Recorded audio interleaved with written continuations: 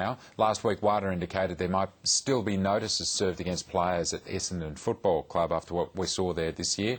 This week, the club said it felt it was in the clear. What is certain is that pro football leagues still need to improve rules and regulations in relation to drug taking. Flinders University's researched the Essendon case. We'll present a paper at the Australian Ethics Network Conference in Perth this month. Associate Professor Brian Stoffell joins us from our Adelaide newsroom. Brian, thanks very much for your time. You've called your paper Treated Worse Than Guinea Pigs. Can you explain that, please? Yeah, certainly, Paul.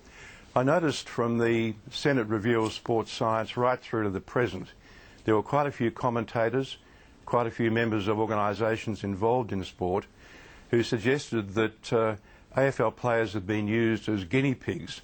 Well, the sad matter of fact is, and calling the paper worse than guinea pigs, is that unlike research animals, whether they're rats, mice or guinea pigs, a lot of what was done to the players was not passed through a regulatory system.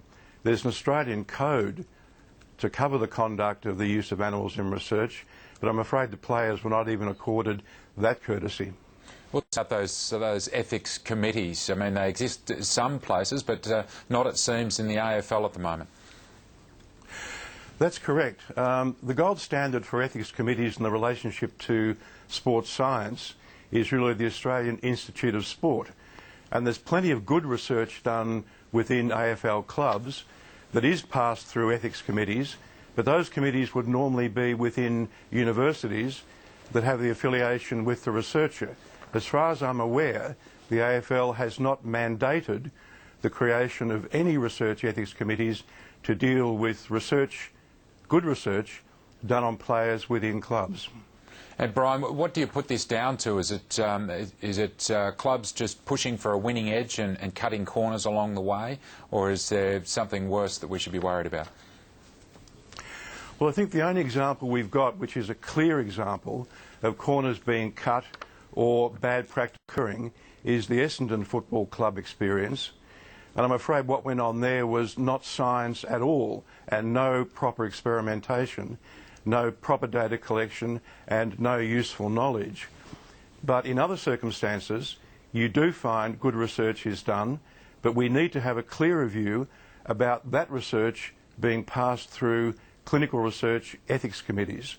And there is some evidence from what's been coming from the Australian sports medicine groups, particularly the College of Sports Medicine, that that's an obligatory requirement on any of their members who want to conduct research. And do you have some hope that some lessons have been learnt here, that these things might be put in place in the future? Absolutely. I think there are two principal lessons that come out of this. One is the AFL needs to respond to its governing body here, which is the Australian Sporting Council, who have issued mandatory requirements for principles of governance. And one of those mandatory principles is the acceptance of the AIS best practice principles for sports science and sports medicine, and that is that all research protocols, all treatment protocols that have a research component go through a proper research ethics process.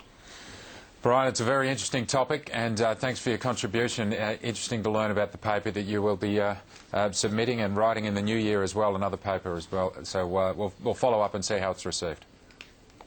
Thanks, Paul.